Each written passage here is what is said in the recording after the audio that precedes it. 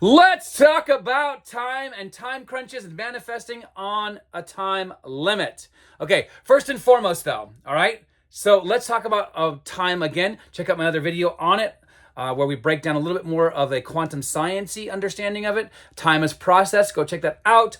But also, check out how much our society and your life is supposedly controlled by time. Okay, I gotta get by 5:30, 6 o'clock, or whatever it is, right? Then I gotta brush my teeth, and then I've gotta get here so I don't have too much traffic, and then so we're always trying to avoid it. And I get it, right? I mean, I live in Los Angeles, and so you have to actually frame your whole day based on which time of the day that you can go, so you don't, get so much traffic. Okay, so I get that we think that time is real because we're so conditioned by it. But again, check out the other video. Time isn't real. I mean, even one of the smartest guys that ever lived, Albert Einstein, said that, time is a persistent illusion.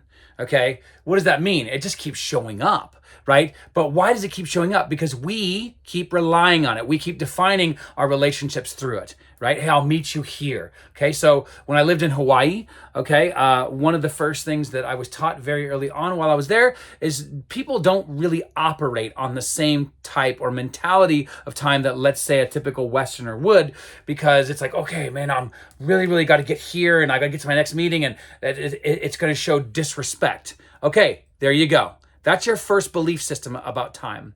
Time equals disrespect. Okay, and that's our biggest issue.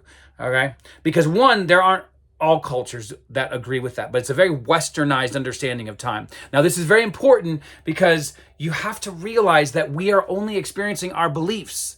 Okay, that means if we think time or not being on time shows someone else disrespect, what are we going to do? We're going to live through those beliefs. We're going to make decisions. We're going to reduce decisions. We're going to justify and create reasons. What does Neville say? The first thing we should abandon is reason, right?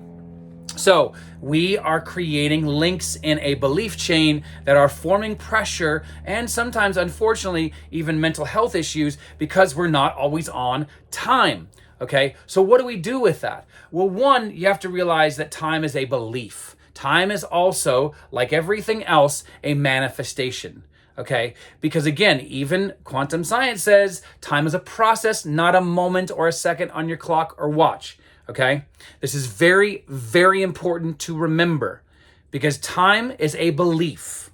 Okay, people love to argue about scientific laws of the universe and so on and so forth. Time is a belief, right? Why and how do we know this? Go back to the ancient Greece. There's archaeological findings that even the philosophers would be like, cursed be the man who cut the day into hours, right? There was obviously a time where there wasn't a measurement of seconds and moments, okay? Now, what does that mean for us? Okay, what that means is that there is a timelessness to our existence as well, and that happens in here, okay? But the timelessness is only now, which means you're only experiencing what you believe now. 5 seconds from now, now, and now. There's only now. So if you want to believe in time, believe in now. That's all that you ever have is now, okay? And that's very key because then you can use that as a measurement tool, okay? Of, am I living in the now?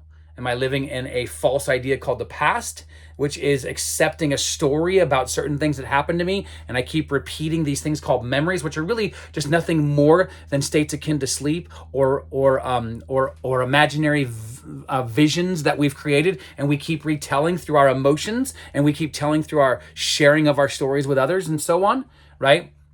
So again, just because we can point to something doesn't mean that it exists in the typical sense of the word. Time is an agreement, okay?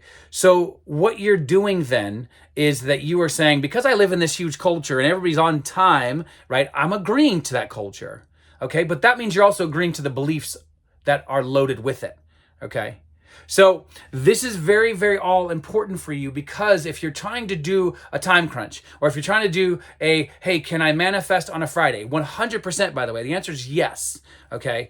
And I'll go through why. But the reason why we need to understand time is because if you think time is solid and if you think time is permanent and if you think time is unchanging, then guess what?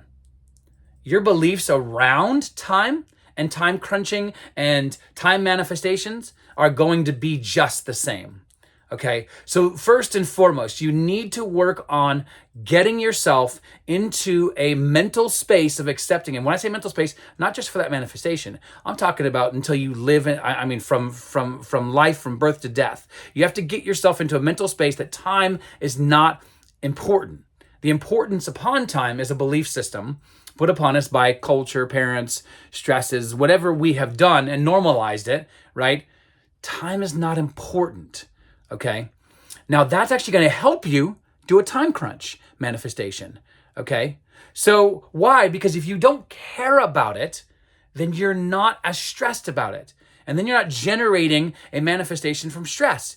You're actually generating from peace. So that's why I wanted to start out talking about this, because I think people really, really need to recognize that a lot of why people can't seem to, right, manifest on a time crunch is because there's so much, not only of their own beliefs, and most of their own beliefs are usually influenced by those outside of them anyways, but is that they are accepting, or you are accepting, this idea that time matters, right? Because it matters to other people.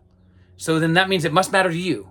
No, time doesn't matter to you. Time shouldn't matter to you. And by the way, this idea of time not mattering might take you a second. I get it, right? Because you're still going to have to go to work. You're still going to have to, pick up the kids at 3, whatever the commitments are, right? But even if for a moment you can start practicing this as a daily habit, you can actually get better at disassociating time with importance, or time with disrespect, or time with whatever your culture says about time, okay?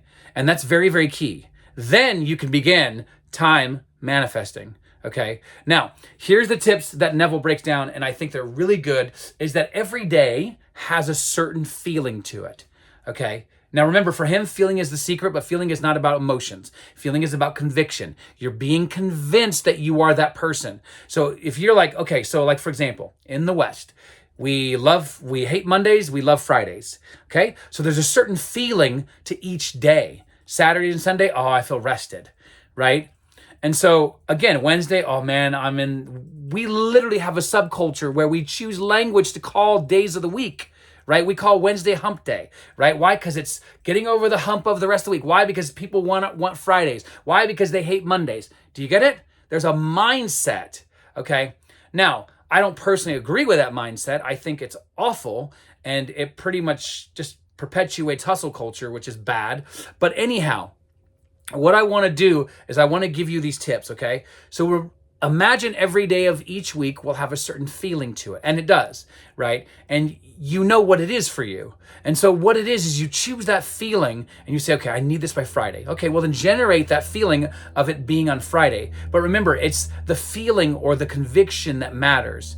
Okay, so yes, you can use tips like I've shared, and go check this out on my NLP techniques, right? Where you actually ramp up the emotion to the point of ramping up conviction. So there's always a 2-step process with manifestation. You've got to ramp up the emotion or the feeling to the point of conviction, okay? But how do you do it? Well, you can actually feel the feeling of having your imagination. I mean, your desire, okay? Feel it. Okay, press these 2 fingers together, all right? Not pinch it, not bleeding. I don't want to see bloody fingers on my feed. But you press them together, right?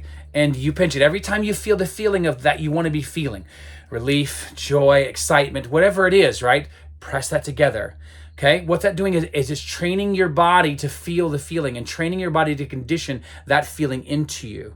Okay, and so no, it's not a second cause. It's fine to use it. It actually helps you. Okay, and that quickens your manifestations as well. So if you're on a time crunch, can you manifest? Yes, you can. But you have to believe that time doesn't matter first.